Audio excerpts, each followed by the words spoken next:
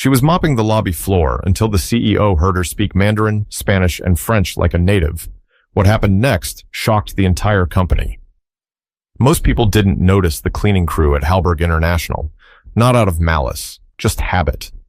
They came in after hours, pushing carts, changing trash bags, wiping down conference tables, blending into the background like elevator music. It was Monday morning in downtown Fort Worth, Texas, and the company's main lobby buzzed with shoes clacking against tile, people tapping on phones, talking deadlines, and clutching coffee like it held the answers. Jonathan Kellerman, the company's CEO, was halfway through his walk from the parking garage to the 18th floor executive suite when he heard it. A voice, but not just any voice. Fluent, sharp, and rolling through a language he hadn't heard since his last visit to the company's Shanghai office. Mandarin. It stopped him cold. Not because it was Mandarin, but because of who was speaking it. He glanced around, thinking maybe one of the international sales reps had come in early, but then he saw her. A woman in a burgundy janitor's uniform, her short twists pulled back into a ponytail, standing near the touchscreen lobby directory. She was mid-conversation with an older man in a navy jacket and thick-rimmed glasses, who looked confused and relieved all at once. She was gesturing calmly, her voice warm and firm, directing him toward the elevators. Kellerman narrowed his eyes. He'd seen her before, passing through the halls after late meetings, always polite, always quiet. Never made eye contact unless spoken to. He didn't even know her name. But here she was, effortlessly translating and explaining building logistics in a language most Americans couldn't even pronounce correctly. He took a slow step forward. As he got closer, she wrapped up the Mandarin conversation and turned toward a delivery man holding a clipboard. Está buscando el muelle de carga. Está detrás del edificio junto al estacionamiento norte, she said, fluidly switching into Spanish. The delivery man blinked. Sí, gracias. Then, just as casually, she turned to a vendor standing nearby, looking at a set of mislabeled boxes. C'est mal marqué. La salle de conférence B est de l'autre côté, she told him in French, pointing with a faint smile. Kellerman's jaw clenched slightly, not from anger, but from something else, something tighter, a pinch of guilt. He'd worked in global logistics for over 2 decades, led international expansions, hired translators, built cross-cultural training programs. Yet here, in his own building, the most linguistically gifted person he'd encountered in months had been scrubbing toilets just 2 floors below. He stepped forward, more curious than commanding. Excuse me. She turned toward him, startled but composed. Yes, sir. He smiled faintly. That was Mandarin, right? Yes, sir. You speak it fluently? Yes. And Spanish? French? She nodded. Also Portuguese, German, Arabic, Italian, Swahili. And I read Latin, but I don't really count that. He blinked. You're telling me you speak 9 languages? Yes, sir. There was no pride in her tone, no arrogance, just truth, straight as a level beam. He stared at her for a second, trying to catch up to the fact that a janitor in his building, a woman who mopped floors in silence every night, was a walking United Nations. What's your name? He asked, finally. Denise Atwater. Miss Atwater, are you free for a few minutes? Her brow raised slightly. Now? Yes. I'd like to talk to you, in my office. He noticed the look of hesitation. Not fear, exactly. Just that built-in reflex people have when they're used to being ignored. Or underestimated. She slowly nodded. All right. He pressed the elevator button, holding the door open as she stepped inside. Inside the lift, silence settled for a moment. I've worked here for 13 years, she said suddenly as they rose toward the executive floor. He turned toward her. Never thought I'd be invited up. He gave a small, quiet smile. You might be surprised how quickly things can change. But he had no idea just how much was about to change. Not for her, and not for him. The elevator dinged. Denise stepped out first, her shoes quiet on the polished wood floor of the executive hallway. It smelled like citrus and leather, money, if you had to put a scent on it. Kellerman's assistant glanced up, wide-eyed, at the sight of Denise beside him. He didn't explain, just nodded for her to let them through. Once inside the glass-walled office, he gestured to a chair across from his desk. Please, sit. She sat carefully, folding her hands in her lap, eyes moving slowly across the room. She wasn't impressed, just observant. A large world map hung behind him, each country dotted with colored pins. On the side table, a tray of espresso cups, a photo of his two daughters, and a dusty award from a trade conference in Brussels. Kellerman sat across from her, leaning forward slightly. So, Denise, I'm going to be honest. I didn't expect to have this conversation today. She gave a small nod, her posture still, her face unreadable. But I just heard you speak 3 languages like you were flipping light switches.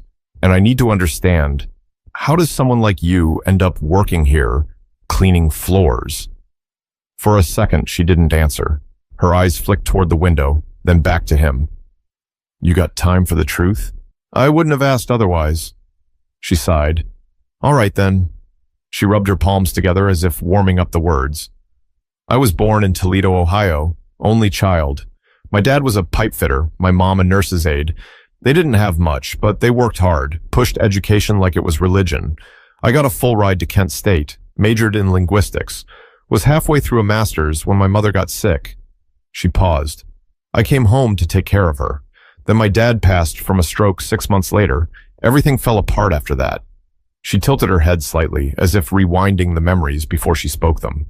I had a baby, no money, no partner who stuck around. So I worked, whatever I could find, grocery stores, nursing homes, temp jobs. Eventually, a custodial supervisor here offered me night hours. It let me pick up my daughter from school, pay the light bill. That's how I got here. Kellerman watched her, no blinking, just listening. But the languages? I didn't stop learning. I borrowed textbooks, listened to recordings, read newspapers in 5 different tongues just to stay sharp. It's what I do. It's the only thing I do that makes me feel like I still matter. Her voice didn't waver. It wasn't rehearsed or poetic, just plain. Most people never asked, she added. They saw the uniform and assumed.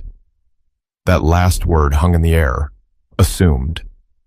Kellerman sat back in his chair, the weight of her story settling into his chest like a stone. She cleared her throat. Look, Mr. Kellerman, I'm not saying this to make anyone feel bad. I'm not bitter. Life happened. I did what I had to do. I still do. But you asked, and that's the answer. He exhaled slowly. Denise Atwater was brilliant. That much was obvious now. But she wasn't asking for pity or even a handout. She was giving the truth.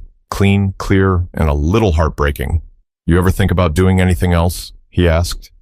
She gave a small shrug. Sometimes, but it's hard to dream when your rent's due. Silence fell again, but it was different now, denser, full of something unspoken but powerful. Kellerman reached for his notebook, jotted down a few lines. What are you writing? She asked, her voice still calm, but a little curious now. He looked up at her. Ideas. But one idea in particular was already forming in his head, and it wasn't small. The conversation stuck with him all day. Even during budget reviews and vendor calls, Jonathan Kellerman's mind kept circling back to that morning. To Denise Atwater, her calm voice and the quiet way she'd listed 9 languages like they were nothing. That kind of fluency didn't just happen. It took years of discipline, curiosity, and heart. Around 3:45 p.m., he left the executive floor and rode the elevator down to the building's service level. He wanted to see something for himself. Down there, the air was warmer. The walls were off-white, scuffed from carts and boots. He passed by maintenance crews, break rooms, stacks of bottled water, and finally reached the janitorial supply room. He spotted Denise through the open door, restocking microfiber cloths on a metal shelf. Mind if I bother you again? He asked, stepping inside. She turned, slightly startled. You came down here? He smiled. Couldn't stop thinking about our talk. Listen, I have a favor to ask. She wiped her hands on her shirt. What kind of favor?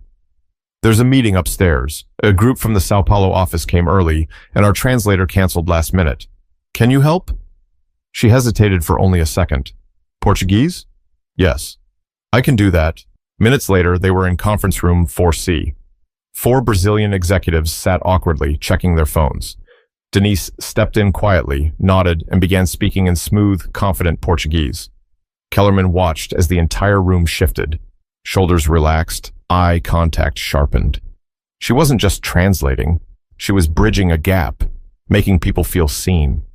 When one of the visitors cracked a joke in Portuguese, Denise responded with a laugh and a return joke that had them all chuckling. Kellerman didn't understand a word, but he understood connection. After 20 minutes, the meeting wrapped. One of the execs turned to him and said in English, "She's better than anyone we've worked with this year. Where'd you find her?" Kellerman looked at Denise, who was already stacking empty cups on a tray. "Right here," he said. Back in the hallway, he caught up with her. "You ever do professional translation before?" She shook her head. "Just helped folks out in hospitals, government offices, things like that." "No certificate?" "No time for school. My daughter needed me more." Kellerman nodded. "And where is she now?" "She's 26, nurse in Tempe, paid for school herself, stubborn like her mama." They both smiled, and for a second, it didn't feel like CEO and janitor. Just two people talking about life. They returned to the service level where Denise clocked back in. She had 2 more floors to clean before shift change, but before she left, she said something that stuck with him. "I didn't do anything special today." He looked at her, eyebrows raised. "That's not how it looked to me." She gave him a small smile and walked off. That night, Kellerman sat in his car for a long time before driving home. He thought about everything: the pressure to grow the company, the investor meetings, the endless discussions on diversity and untapped talent. All this time, they'd been looking outside, recruiting globally, searching for new blood. But sometimes, the gold's already in your backyard. And once you realize that, the real question becomes, what are you going to do about it? The next morning, Denise's badge beeped at the wrong time. She had just finished wiping down the east lobby when her supervisor, Ron, tapped her on the shoulder with a look that wasn't exactly annoyed, but wasn't normal either. "Hey, Denise, Mr. Kellerman asked to see you again." She blinked. "Did I do something wrong?" Ron shook his head. "He didn't say, just told me to send you up." She cleaned her hands on a towel and followed the same path she'd taken the day before. Only this time, everyone in the building seemed to notice her. People she passed looked up. Some whispered. One of the receptionists even gave her a polite smile, like she knew something Denise didn't. When she walked into the executive suite, Kellerman stood near the window, sipping black coffee and staring out at the skyline. "Come in," he said, not turning around yet. She stood quietly by the door until he faced her. "I've been thinking," he said, placing his mug on a coaster, "about talent. Waste. How many people never get a shot, not because they're not good, but because nobody looks twice?" Denise said nothing. She didn't trust easy praise. She'd seen too many people talk big and do little. "I want to create a new position," he continued, "one that didn't exist before, something this company badly needs, even if we didn't know it." Now she furrowed her brow. "For what?" "Cultural liaison for international affairs, someone who can speak the languages, read between the lines, handle visitors, vendors, documents, all the global touch points that we're constantly fumbling through." Her mouth opened, but no sound came out. "You're qualified, probably more than most of the people in our leadership team, honestly, and you've already proved you can handle it, with grace, patience, and brains." She stared at him, eyes narrowing slightly. "This real?" "As real as it gets. I don't have a college degree. You have something better: lived experience, commitment, and fluency in 9 languages. You think I care about a piece of paper?" She shifted her weight, still unsure. "Why me?" He looked directly at her. "Because I watched you solve 3 problems in 3 languages before 9 a.m. yesterday. And because I'm tired of walking past people like you, people doing twice the work for half the credit." Denise crossed her arms. "You know what people are going to say." "I don't care." She stared at him a long moment, then let out a slow breath. "I've never had an office job," she said. "Never had a title." "You'll learn fast." "I don't have a wardrobe for this kind of thing." "I'll have HR send a clothing stipend." She gave a dry chuckle. "You thought of everything, huh?" "I'm trying." A long pause stretched between them. Then Denise asked softly, "What about my shift downstairs? Who replaces me?" Kellerman smiled. "We'll find someone, but no one can replace you." For a long time, neither of them spoke. She looked down at her hands, then back at him. You sure this isn't some kind of favor? He shook his head. This is overdue recognition. She bit her lip, eyes glistening, but she blinked the tears away before they fell. All right then, she said, voice firm. Let's see what I can do. He extended his hand. She shook it. It wasn't just a handshake, it was history being rewritten. But what neither of them expected was how everyone else in the building would react. By Wednesday, the news had traveled faster than the elevators. Denise Atwater, the janitor from the night shift, had been promoted to an executive-level position. Nobody knew the full story, just whispers, that she spoke a bunch of languages, that the CEO himself had chosen her, that she might have some kind of secret background, maybe government work, maybe even undercover. The gossip bounced from cubicle to conference room. Some folks were curious, some smiled, said, "Good for her." But not everyone was clapping. In the staff lounge, 2 marketing assistants leaned close over their salads. "I'm just saying," one whispered, "I have a master's in international business, and I've been waiting 2 years for a promotion. This lady was scrubbing urinals last week." Her friend shrugged. "Maybe she knows something we don't." "Oh, please. It's Kellerman trying to look progressive. Check a box." That same energy trickled into boardrooms and Slack messages, quiet resentment mixed with confusion. People weren't used to upward moves coming from outside the usual ladder. Denise felt it the second she stepped into her new office on the 12th floor. It was modest, just a desk, a plant, and a computer she hadn't touched yet. But to her, it looked like another planet. When HR finished onboarding her, she asked if she could keep the night uniform. Not to wear, just to remind herself. That afternoon, she met with Victor, head of international operations. He walked in with a clipboard and tight eyes. Didn't shake her hand, didn't sit. "So, you're the new liaison," he said, like it was a joke wrapped in politeness. Denise looked up. "That's what I'm told." "You have experience in corporate environments?" She smiled. "Only from the outside looking in." He didn't laugh. "I've got reports from Italy, contracts from our Dubai partners, and an entire vendor issue in Sao Paulo. Think you can manage that?" She stood up. "I'll need a few hours to review, but yes." Victor dropped the folder on her desk and walked out. Later that night, Kellerman stopped by her office. "How's day one?" She exhaled, leaned back in her chair. "I've had worse." He smiled. "Victor give you a hard time?" "He doesn't scare me." "I figured." She paused, then added, "But can I ask you something?" "Anything." "Why now? Why me?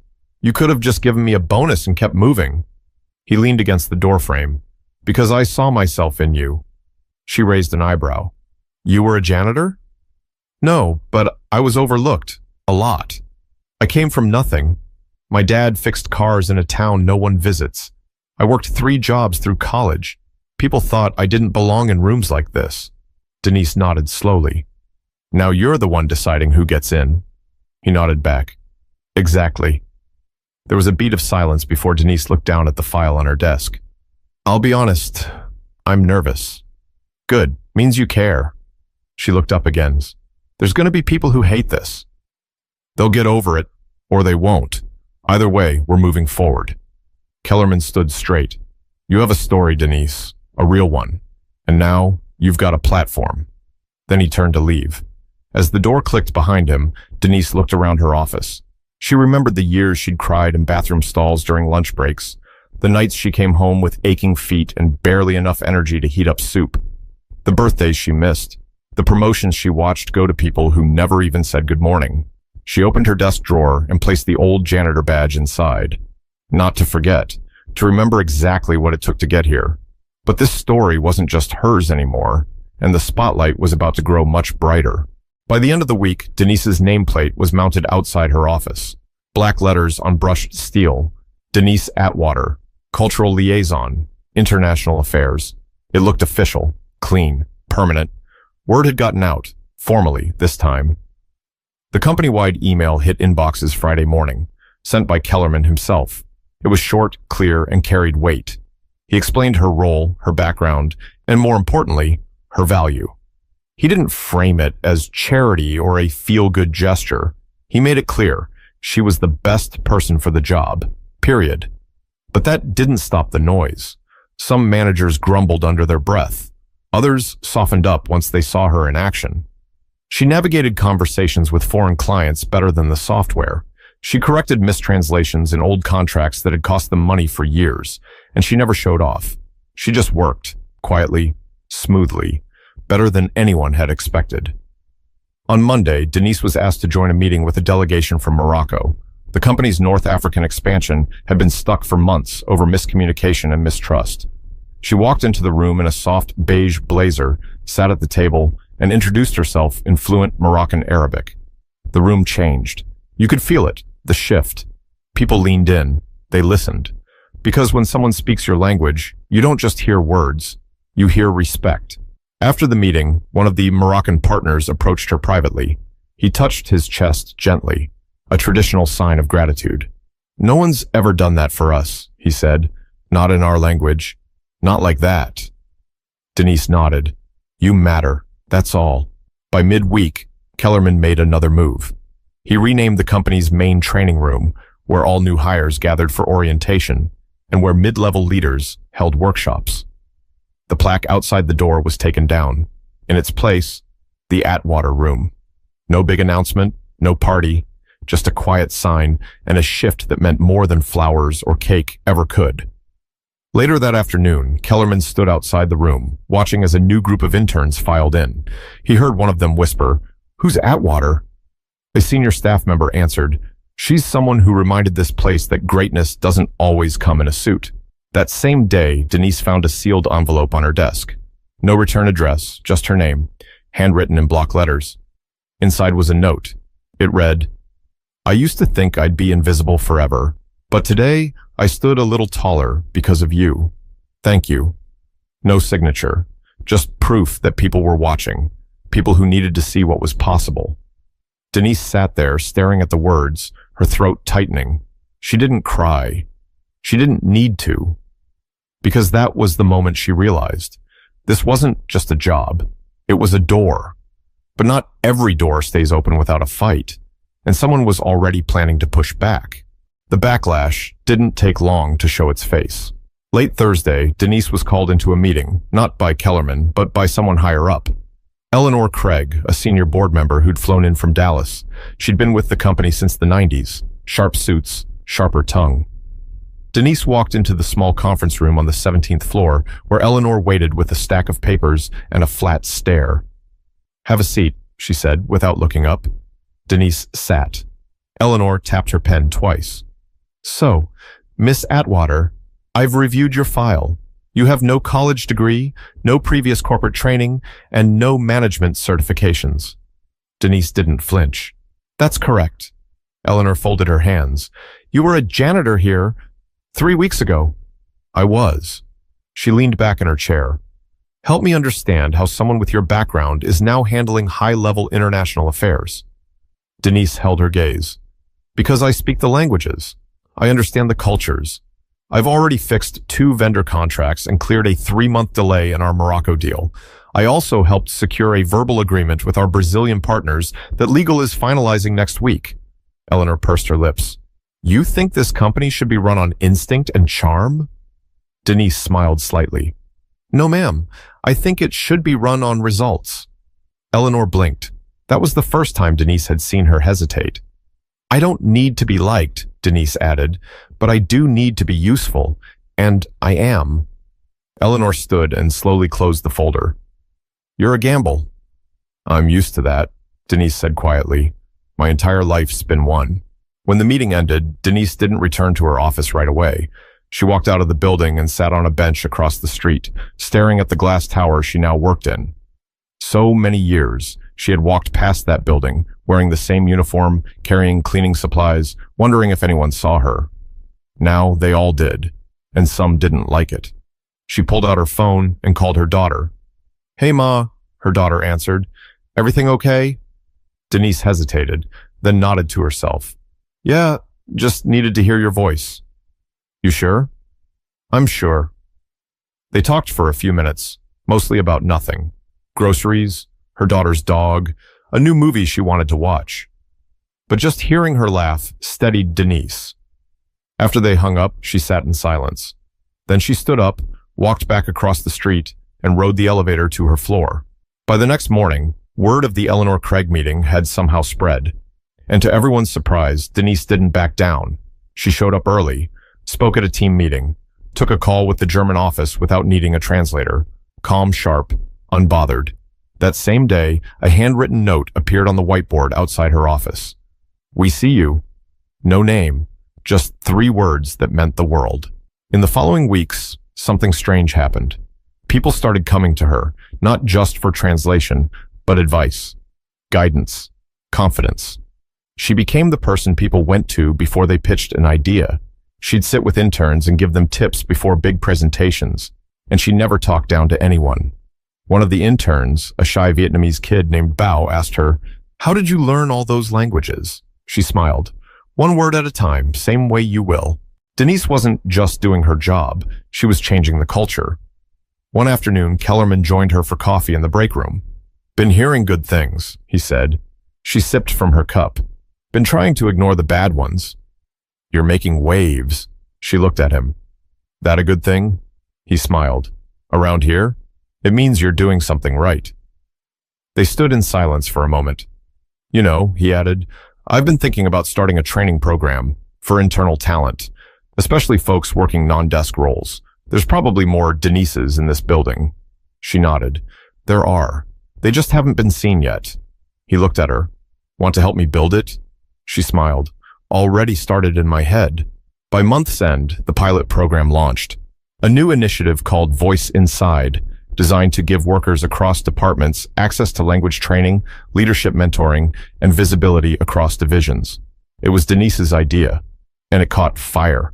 Eventually, she was invited to speak at a logistics leadership summit in Cincinnati, where she told her story, not as a motivational tale, but as a reality check.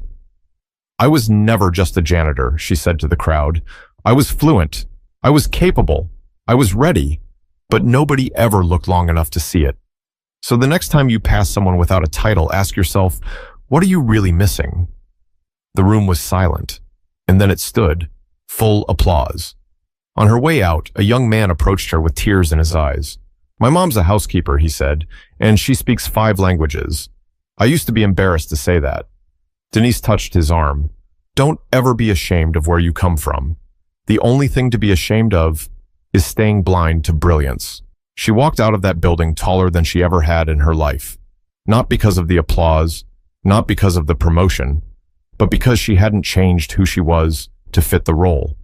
She'd brought herself, every layer of her story, with her. And that made all the difference. Never assume you know someone's worth based on what they wear, where they work, or what their resume says. Talent has no dress code. Intelligence doesn't need permission. And brilliance can walk past you wearing a name tag, holding a mop. If you've ever been overlooked, underestimated, or ignored, keep going. The right person will see you. And when they do, don't be afraid to take that seat at the table. Better yet, bring a few more chairs with you.